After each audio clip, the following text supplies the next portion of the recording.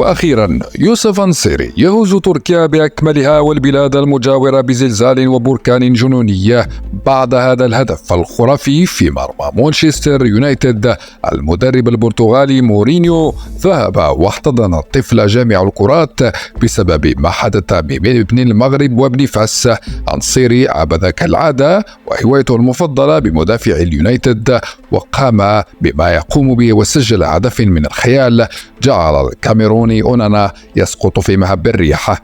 ابن فاس أحدث الفوضى والجنون في ملعب فنربخشة بعد تحرك خيالي خدع لاعبي اليونايتد وإنهاء عبقري صدم أونانا وجعل مورينيو يحتفل كالطفل الصغير مع جامع الكرات. هدف يوسف النصيري العالمي في شباك اليونايتد اليوم بالدوري الأوروبي أتى بعد تضييع المغربي لمجموعة من الفرص في الشوط الأول، لكن هذا لم يمنعه من أن يعود بقوة